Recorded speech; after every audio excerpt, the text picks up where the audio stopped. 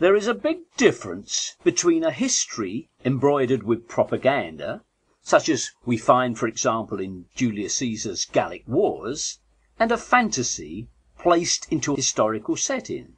Such an example would be Conan Doyle's Sherlock Holmes.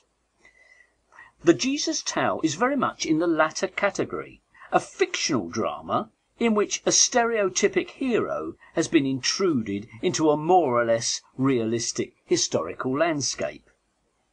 As we would expect from a fictional creation, there exists not a single contemporary reference to such a character, not a single genuine artifact, nothing to substantiate that he ever walked the earth. The traditional authorized version of Christian origins is a Big Bang theory. It suggests that one fine day the only begotten Son of God materialized in a virgin's womb.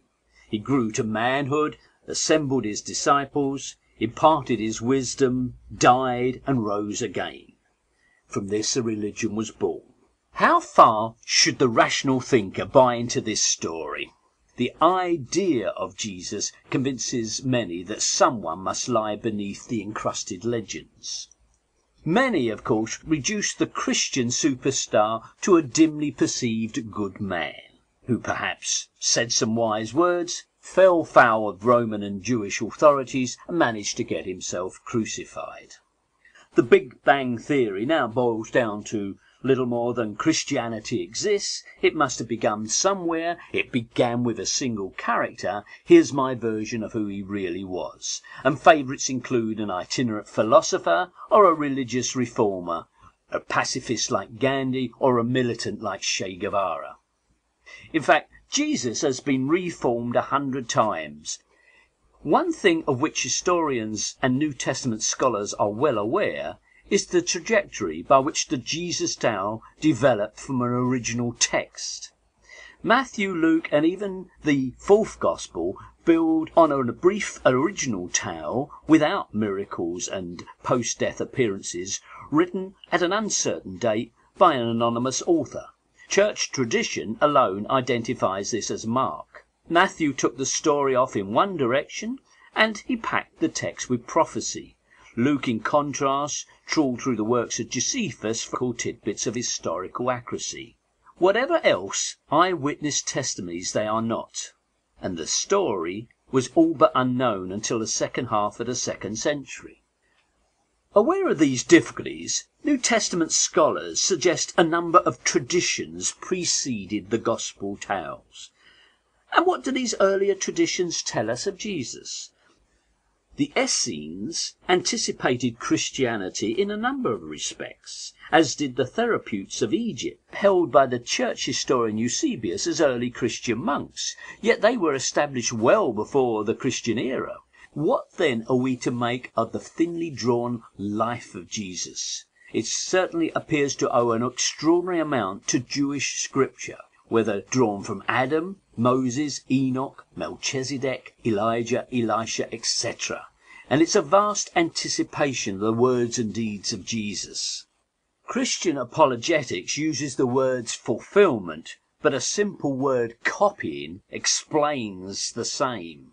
What are we to make of the multitude of parallels to Jesus' law to be found in ancient world mythology? Even the embarrassed church fathers spoke of diabolical mimicry. It seems that Satan himself clearly understood the true message of the Jewish prophets and was thus able to preempt Christianity centuries before the arrival of Jesus by copycat gods. In fact, we have absolutely no trace or mention of Jesus' exploits anywhere until the Gospels were written decades after the purported events. Desperate to penetrate this fog, some scholars strive to identify an early layer of teaching, said to derive from an historical Jesus. But does a sayings tradition really point to a single author of wise words? The Bible itself provides an answer.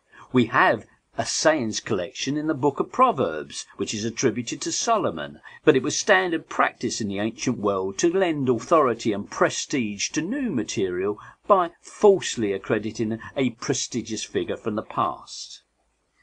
But even more fatal to the claim of a sayings tradition is the patent failure of anyone to record any of the supposed astounding new teachings at the time. If a great multitude throughout Syria, Galilee and the Judea heard and believed, how odd that no one recorded those sparkling gems of wisdom. The truth is that Christianity grew from neither a god nor a man, but out of what had gone before. A human Jesus was no more necessary than was a human Horus, Dionysus, Mithras, etc. Can we explain the emergence of Christianity without its superstar? Of course we can. For 2 centuries the Christian movement languished, and thanks to civil war it got its big chance. It was the ultimate product of ancient religious syncretism. But it isn't history, it isn't truth, it's more astounding rubbish from the New Testament.